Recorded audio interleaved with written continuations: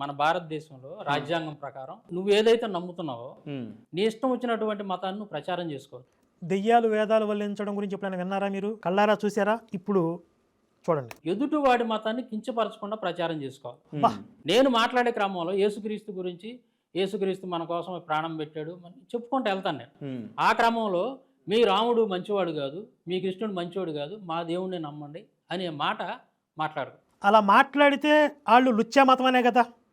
అలా మాట్లాడేలాగా మత గ్రంథాల్లో రాసుకుంటే అది ముంజల మతమనే కదా. అలా మాట్లాడిన వాళ్ళు ముంజా కొడుకులనే కదా.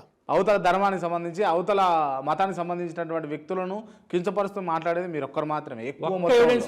ఇస్తా కుప్పలుగా ఇస్తా చూడండి. దేవత, స్త్రీ దేవత భక్తుడిని శాలిం రాజు గారు గొర్రెలను కూర్చోబెట్టి ఆదివారం వాడి శవం గురించి చెప్పుకోవాలి కదా. అమ్మవారి గురించి శివుడి గురించి మాట్లాడుతున్నారు చూడండి. నేను అమ్మవారు అని ఆరాధించిన దేవత నా పాపములు ప్రాయశ్చిత్తము కొరకు ఏం చేసింది అన్న స్టోరీ చదివా. ఏమీ లేదు. ఆమె భర్త ఆయన చేసిన పుణ్యకార్యం ఏంటో అని చూశా. త్రిమూర్తులు ముగ్గురు వారి జీవితాలు చదివా. నా పాపముల ప్రాయశ్చిత్తార్థమై వారు చేసినటువంటి బలియాగం ఏంటి? వేదంలో చెప్పాడు, రక్తం చిందించకుండా పాప క్షమాపణ కలగదని. చెప్పు తీసుకొట్టాలి నా కొడుకుల్ని. నేను చేసినట్టు నీ పాప భారం మోసినవాడు, ఒక దేవుడు అనబడిన వాడు గాని దేవత అనబడినది గాని ఎవరైనా ఉంటే పోయి మొక్కుకోపో, నీకు నేను అక్కర్లేదని ఆయనే చెప్తున్నాడు. నేను మొక్కిన వారందరి జీవితాల్లో అరిషడ్ వర్గాలు పనిచేశాయి. హెడ్ ఆఫ్ ద డిపార్ట్మెంట్ అనుకున్న ఆ ముగ్గురు కూడా ఒప్పుకున్నారు, మేము పాపము చేసిన వారమని. సన్యాసి రాసుకుంటే బూడిదరాలును. ఇది మత ప్రచారమా? ఇది శవం గురించి చెప్పుకోవటమా?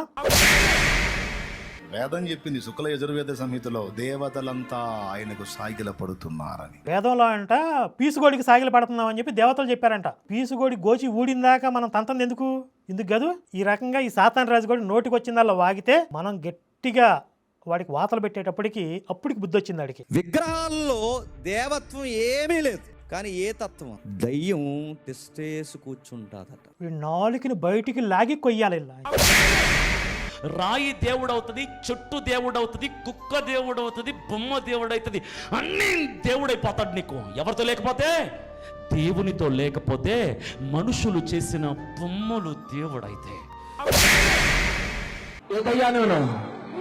చెప్పు, గట్టిగా చెప్పాలా? ఎవరు చెప్ప.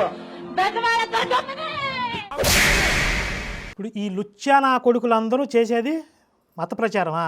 వీళ్ళ శవం గురించి చెప్పుకుంటున్నారా? ఒక్క సాక్ష్యం చూపించండి అన్నావు కదరా అరగుండు నాకు కొడక్క.